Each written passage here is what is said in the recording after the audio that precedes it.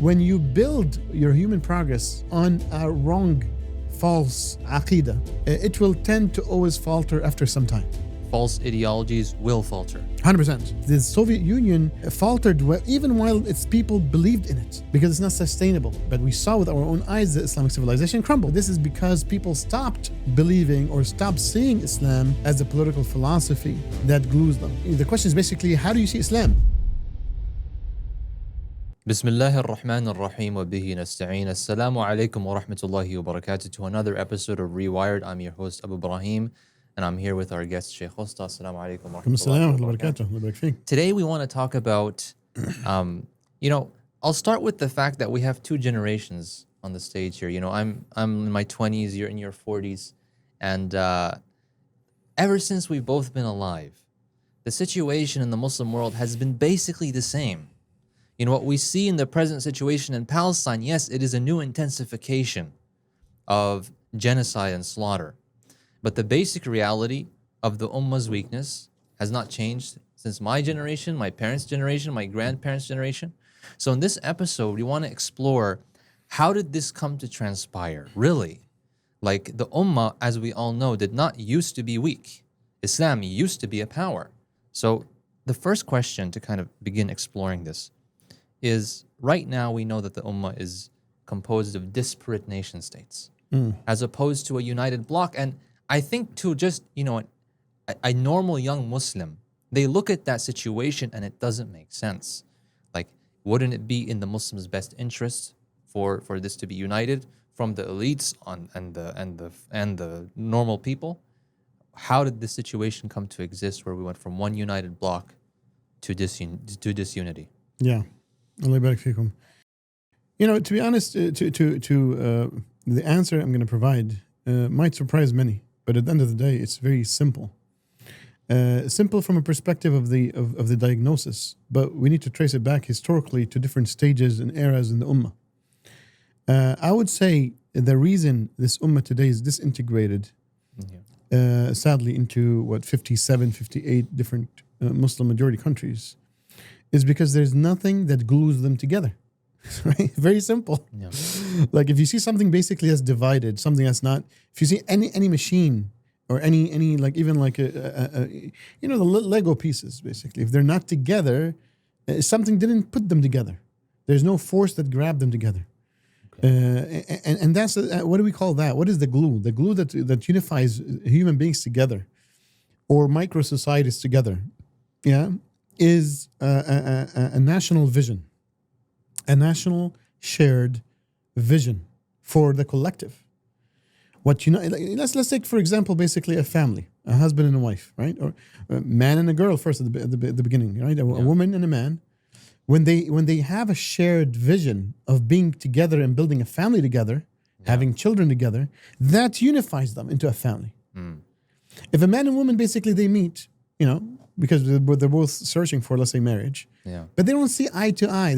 I don't see that person to be my counterpart in this project of a family building. Yeah. I wouldn't continue basically with that person and likewise. Is there a difference between a shared vision and a shared interest? Like, I'm thinking that the theoretical difference between the pragmatic difference. Because when you say shared vision, it sounds very theoretical. We all have the same philosophy. We all have the same beliefs. On the other hand, shared interest talks about we all exist here in the same society. For a husband and wife situation, there is a shared interest to protect the child. The wife gets something, the husband gets something out of it. Are those two the same thing? Well, the difference between a shared interest and shared vision is that shared vision is a long-term, the long-term plan for somebody. Interest is usually short-term and it fluctuates. If you have a vision that's based upon a real ideological paradigm, that would set your life for forever, really. Yeah. Having a vision that's based upon an aqidah, that's solid in its foundation, the human being will live with that vision all their lives. But interest, could fluctuate. Like today, for example, going back to the married couple analogy, if the woman just wants a little bit of a rich man to basically pay for her, let's say, worldly desire, and the man just wants, let's say, physical intimacy, if he's not interested with her from an intimacy perspective, that glue will break down. If he becomes poor, the glue will break down. So a shared interest is dangerous. Okay. But having a shared vision based upon an ideological paradigm, can unify a nation and keep it unified for a long time. We're 2 billion Muslims. We're 50 plus Muslim countries. Don't we already have a shared vision? We're all Muslims. Yeah, well, that's what many might think, and that's why I said basically my answer is very simple, and I think many might be surprised. Like they might even disagree that why this cannot be the issue because we're Muslim. We all share Islam. We all share the same aqidah. The problem, sadly, is that we share a faith. Okay, we share what we call in Arabic a diyana, which is basically aqaid ruhiyya, meaning basically a spiritual belief system, right? But that cannot be a glue for a nation. Why? Because a spiritual belief system is for the individual. Like, I'm a Muslim. I love God. I submit to God in my own life. I pray. I fast. And there's not much really about the collective. Sure, there is. Somebody can say, well, what about the concept of the Ummah? Well, the concept of an Ummah in the mainstream way of understanding Islam today, which is sadly secularized, and Islam is seen as a religion, just like Christianity, the collective of believers is just basically people that share the same interests, right? So he's a Christian and she's a Christian. When they come together in a church, we share the same interests. It's kind of like basically engineers coming together for engineering conference. Yeah. You see people, we're all engineers, we're all like, computer software engineers, we're all software geeks, whatever it is. Like we feel a commonality. Yeah. That's as much as it is. But then after the conference, everybody goes home. Nobody has anything to do with anybody else. A glue is a national shared vision that binds everybody, that mobilizes everybody, that gives an objective for what the collective should be doing or how they should be living. It's something that really creates a vital interest for everybody for the long term. What is then the gap between how Muslims understand their Islam now and what would constitute an Islamic national vision? Yeah. So when we speak about national vision, we speak about politics. Okay. What binds a nation is a political view. That paradigm is like, what is this nation going to be doing? How are we gonna secure our interest as a collective, as a nation within the geopolitical world, within this geography, within this society? Yeah. How are we gonna rule ourselves? How are we gonna create stability and prosperity? How are we gonna create a better economy? How are we gonna create jobs and remove unemployment and remove poverty and create a higher GDP and productivity in the economy? How are we gonna protect ourselves from outsiders, foreigners, right? Or enemies of that society. So all these are the shared concerns. You see what I'm saying? When people basically agree on, okay, this is how we're going to do it together. First of all, they need to agree to be together. And then they're going to agree on how we're going to safeguard our collective, our long-term togetherness, if I may say. Yes. That becomes a political vision. Okay. So not usually, all religions, do not give a shared common a vision for a collective from a geopolitical perspective. Ideologies do. A political ideology or a political philosophy, or a political system, which is based upon a political philosophy, does. You see what I'm saying? And that's why the question is basically, how do you see Islam? The mainstream today sees Islam as a religion, which is just a spiritual system that has maybe some code of conduct and moral code of conduct and personal duties and stuff like that. But Islam actually is not a religion only. Islam is a political system first. It's a political philosophy with a political system. Yeah. And within the political system, there's a full-fledged religion, which is the Islamic faith, right? In Malcolm X's most famous speech, it's called The Ballot and the Bullet. And this is right before he goes to Hajj. He starts the speech by saying, I'm a Muslim, but my Islam and your Christianity, that's between myself and God. Yeah. Together we are here as Black nationalists. That was his political ideology at the time. So isn't it plausible that we as Muslims, many people, I think, want to think of Islam as a religion only. Yeah. Is it plausible? Is it workable in any kind of universe for Muslims to come together on some other political ideology which might be less contentious, less maybe more modern, more updated, that could glue us together and have that national vision, which isn't strictly according to this traditional understanding of Islam as a political ideology? Well, it will glue the people based upon that other paradigm. So let's take Black nationalism as an example. Yeah. So the Black Muslims in America were glued together with that Black nationalistic, political philosophy, and they were all just Muslims. Really.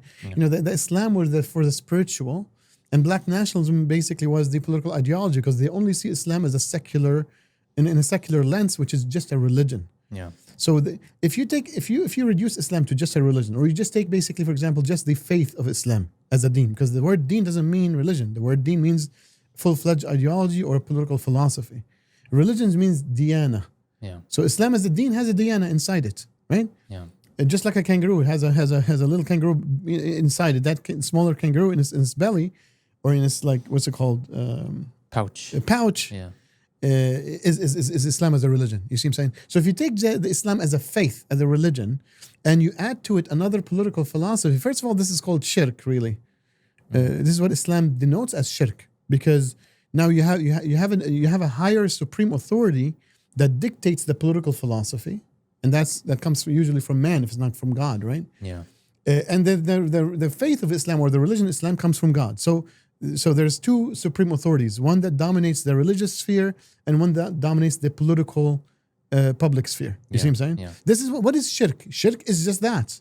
Shirk is when you have two supreme authorities dictating how you should live life. And when you as a Muslim basically accept God to be the supreme authority within your spiritual life, and you accept any other philosophy for the political life, for the socio-political life, then you're creating partnership with Allah subhanahu wa ta'ala, because you have two supreme authorities. The word God in English with a small g is usually the word that the word ilah in Arabic gets translated to. And sadly, it's a wrong translation. It's not a fitting translation. It's an incomplete, to say the least, translation of the word ilah, because the word ilah is supreme authority. It's not just basically a deity. The word God is really a deity. You see what I'm saying? So the word al-ma'bud, for example, which is the direct synonym of ilah, is the one that basically you submit to, meaning a supreme authority that you submit to in all aspects of life, absolute submission. See, the word ma'bud means absolute submission. Absolute submission goes to who? To supreme authorities. Yeah. You see, when these supreme authorities get sanctified, they go from not just supreme authority, but a sanctified supreme authority. Yeah. Okay. Yeah. So what you're saying is basically that for somebody to come and make political decisions or have political ideas outside of Islam, that becomes shirk. Because Allah subhanahu wa ta'ala is the supreme authority who dictates our political norms and laws and so on. But somebody could say that the range of opinion in Islam, it's up to the interpreter, it's up to the mujtahid. And as long as we're within Islamic norms, we can find thoughts and ways that are we find consistent with Islamic ideals. Many communists feel like communism is consistent with Islamic morals. Many nationalists or many pan-Arabists feel like, this is an ideology that serves Islamic ideals. Yeah, and I'm trying to say basically those ideologies, they could glue people within the concern of these ideologies. Yeah. Or whoever believes in those ideologies. For example, pan-Arabism, it will unify the Arabs if it works. It didn't work really. The Black nationalism will unify the blacks, and also failed. Let's say the Turkic nationalism that plagues, until today sadly, plagues Turkey to a certain extent, unifies the Turks. And that's why basically Turkey, is looking east basically, sadly, towards basically Turkmenistan, Uzbekistan, the Turkic people. Yeah. You see what I'm saying? So any other political philosophy other than the political Islamic philosophy will unify the people of that philosophy. So they'll take only a portion of the Ummah. Now you're saying basically couldn't this be up to ijtihad and difference in opinion? And I say no. In Islam, there's two types of issues. Issues that are qat'i, that are hard-coded, clear-cut. There's no space or leeway for ijtihad. And there's issues that there is. The issue of the nation being a unified monolith, or at least basically the nation being aspiring to live by the political system of Islam, that is not that's not for negotiation. Yeah. You see what I'm saying? Every Muslim, part of your belief, if you don't have shirk in your belief, right? If you don't see that there's there could be other political supreme authorities. If you don't believe that it's okay to have another supreme authority beside God for any other aspect of life, right? Yeah. This is what shirk is all about. And that's why what we say, for those who see that Islam is compatible with communism or socialism or pan-Arabism or Black nationalism or any other ism, we tell them that you misunderstood the basic building block of the Aqidah of Islam that predicates the unity of the supreme authority over all aspects of life, which is monotheism. Okay. So that's from the Islamic perspective, understanding, what our deen allows and what it doesn't allow.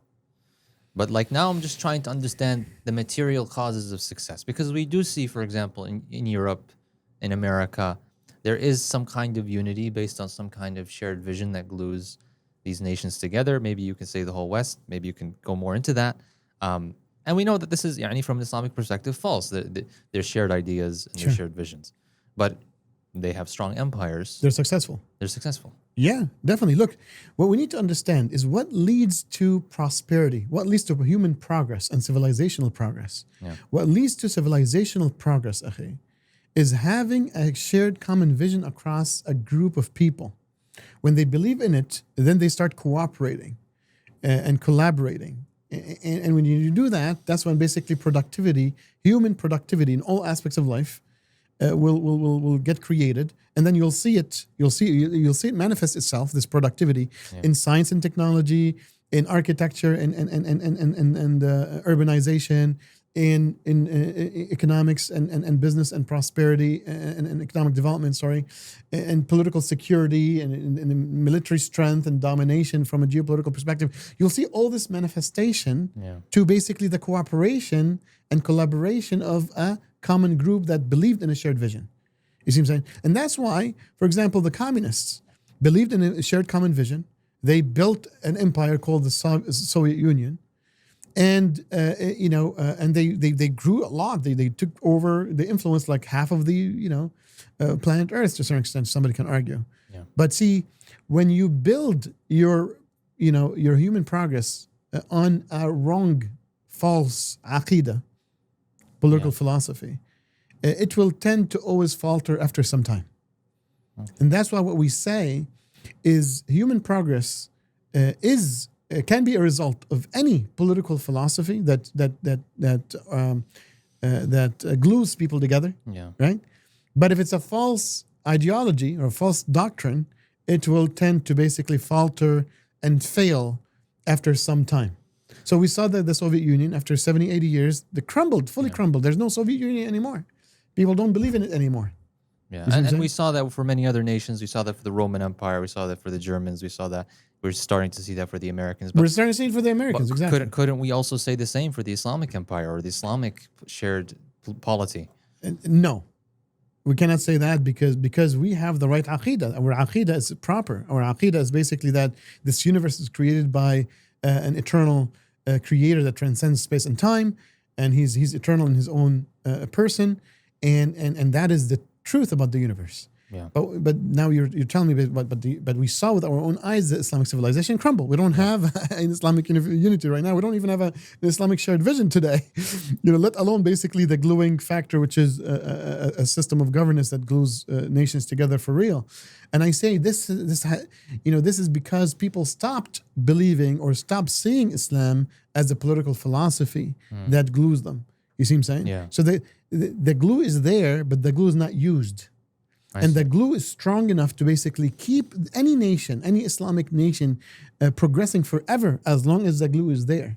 But the glue is in people's minds. If we don't see Islam as a unifying factor, Islam doesn't really exist in reality, right? Yeah. It exists in the books and some people's minds, I guess. But how can we be sure that that's why? Like the fact that the glue's not couldn't, proponents of other civilizations that have crumbled say the same thing about, well, if communism, if we come back and reapply this glue, we would have a new strong Soviet bloc. Yeah, it becomes basically like a discussion of proofs and evidences. We can easily show that the communist doctrine, the communist aqidah, is flawed from a rational perspective, and that matter and the universe is not eternal. Today, basically, from a physics perspective, physicists believe that the universe started 13.7 billion years ago. Yeah. Billion years ago, right? And in the Western civilization that's based upon secularism is also basically faulty. It's false to basically separate religion from life.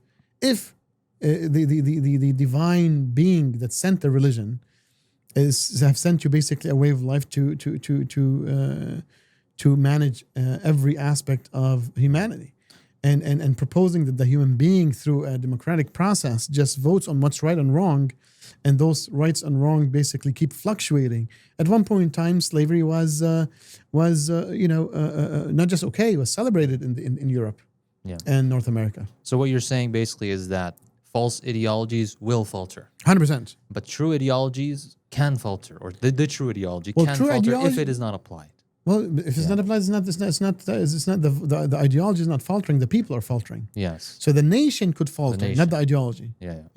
If the Muslim Ummah, or let's say the Arabs and the people of the South who adopted Islam, if they stopped believing in it for whatever reason, it could be not because it's false, because basically they seek worldly desires. They let go of their belief. Then what's happening? The nation is faltering, not the ideology. Okay. But the Soviet Union faltered even while its people believed in it, because it's not sustainable. Okay. You see the difference? I see. So now we want to understand, when did that belief go away? If that worked and we had it and we were strong, where would you place the decline of the Ummah? Where did it start to begin? What was the beginning of the end in our history? What was that root cause? So look, we can trace it back to very early on in the Islamic civilization as the beginning of it, okay? Or at least the seeds that led to it, let's say, because, But to be honest, basically, if you wanna keep it direct, and maybe we can discuss the whole history on a different episode. The last couple hundred years is when things really fully faltered. When Napoleon Bonaparte, I like this date specifically, 1798. That's when Napoleon invaded Egypt. And when he invaded Egypt, he didn't just come with an army. He came with scientists, philosophers, religious scholars, Christian priests, artists, all different type of people to help Egypt, or to help some secular liberal Egyptians take power and to impact Egyptian society forever. And because the Azhar was there, and definitely the Azhar was impacted by Napoleon, because Napoleon killed so many Azhar scholars. But again, we'll delve into this maybe in details in a different time. So Muhammad Ali Pasha, who took over Egypt in 1805, is the one who liberalized Egypt. Like in history, whether Western or Arab, this man is flaunted as the modern founder, or the founder of modern Egypt. But what does modern mean? Modern means basically a country that at least espouses some values and beliefs of the Enlightenment, which is the liberal Western way of life. And that's true, because he actually did. He kind of he tried to secede fully from the Ottoman Khilafah. And during his time, basically, he's been able to create an autonomous region. Okay. And almost invaded Constantinople before he died. Yeah. So he took Egypt and liberalized it, modernized it. So the Muslimin stopped seeing Islam as the political philosophy that they should live by, but to keep their religion to themselves and to live by a modernist, liberal, Western approach to life, bit by bit. But how was one man able to reverse centuries of a shared Islamic vision that is rooted in our deen? Because when authority is what causes, just we spoke last time, the ones in authority can change all the rules, all the laws, and impact the beliefs and the values that people have. You know, the ruler, if given enough power, can change the whole society. Like when Islam was given power over certain societies, it changed it fully to have Islamic value system. People loved it. People were attracted to its justice, attracted to its, attracted to many of its policies. So they became Muslim en masse. Yeah. So same thing basically. Any authority can it's called in political science and sociology, it's called political socialization. So it's when you control the media, control the schooling system, control everything about the country, you can mold the populace into a new paradigm. There might be some pockets of resistance. You can crush those if you have enough power, and sadly things will change. But my point is, like, you have an entire society, and there's power in many different areas of a society. So in order for Muhammad Ali Pasha to have succeeded in his project of liberalizing and really de-Islamizing Egypt, that had to have been done with the cooperation of... It's cooperation, coercion. Cooperation is one way, coercion is another. He killed many Mamluk. Actually, Muhammad Ali did a trick where he invited all the Mamluk generals in the country that were opposed to him during his own son or daughter's wedding and killed all of them in the same night. That's very brutal. Oh yes, he's a murderer. He's a tyrant murderer. Napoleon killed hundreds and hundreds of Azhari scholars to get rid of that segment of influentials in society. So many things were done really, and maybe we should dig into the history of Egypt and India in other episodes. But what happened is through coercion, Islam as a political philosophy was erased from the Muslims' minds all over the Muslim world, bit by bit, starting with Egypt and India, and then spreading throughout the whole Muslim world afterwards. So I want to ask more, and the reason I'm digging in is because I want to understand, because like when it comes to the decline, it's very important to me that we know what the problem was, so that we know like how we could resist or change and address the problem. Yeah. So the question really is like, was the Ummah at the time powerless to resist the coercion of Muhammad Ali Pasha and could not have done anything about it? Yeah. And this was just something that we had to... Yeah. Sadly, what happens basically, Britain invaded India, Napoleon invaded Egypt, and that's where basically the two centers, I would say, of colonialism, where it spread throughout the whole Ummah. So the Uthmaniyin, the Ottomans, fell behind in technology. Don't forget, when did the scientific revolution start in Europe? 1500 to 1700, right? That's the scientific revolution. That's when Newton, published his Principia Mathematica in 1683, if I'm not mistaken, and lots of advancements in science and technology that pushed Europe to become the number one technological area in the world. So the Ottomans kept basically falling behind, and the Europeans with science and technology built a more prosperous economy, and bit by bit more advanced military and ability and a navy, and then bit by bit conquered more areas, and they had more resources, and that's what really happened. It's like might makes right, and that's why Imam al-Ghazali rahimahullah in his popular very popular book Ulum al-Din says al-Islam wa sultan taw'aman, that Islam as a deen, as an ideology, and authority, political authority, are twins.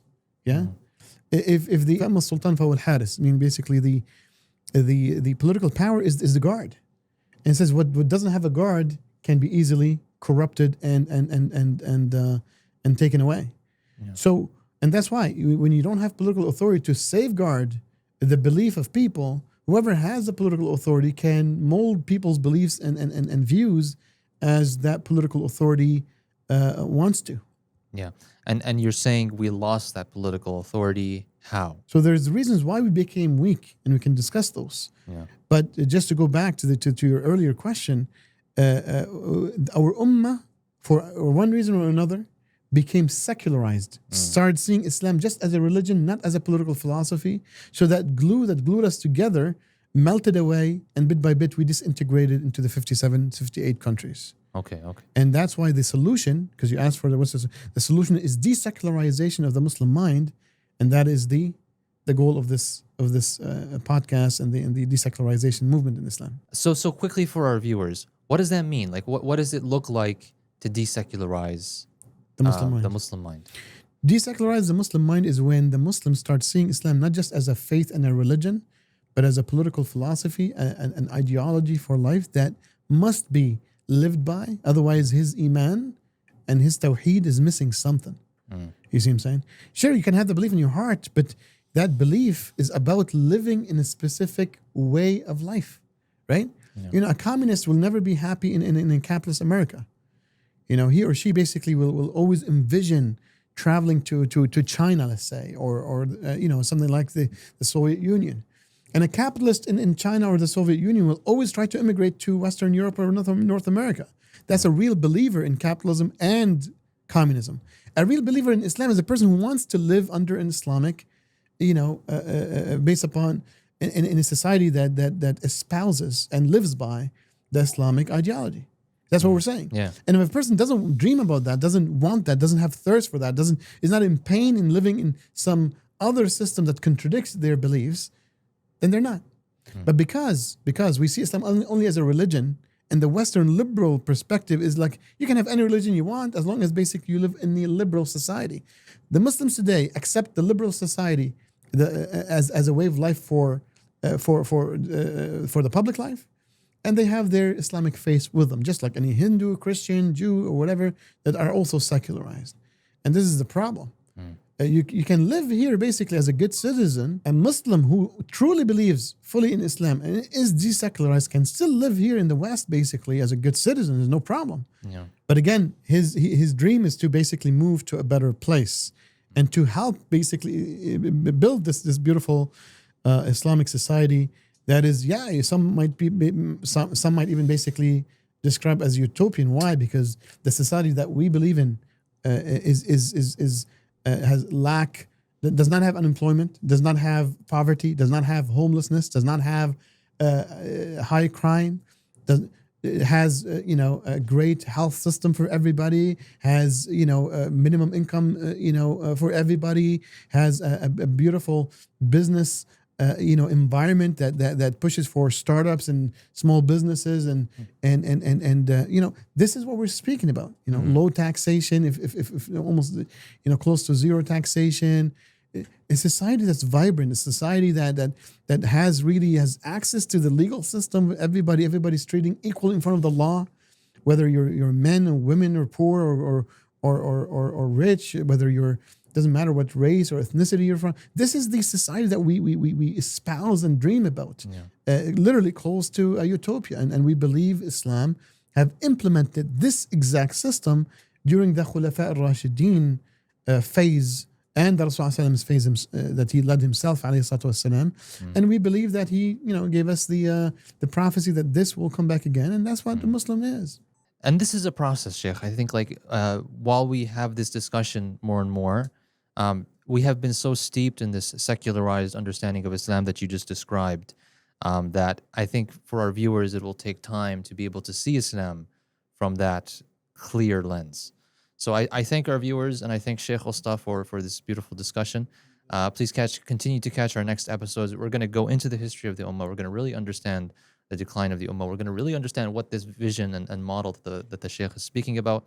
And it's been a pleasure to be your host. Assalamu alaikum, Sheikh. Assalamu alaikum.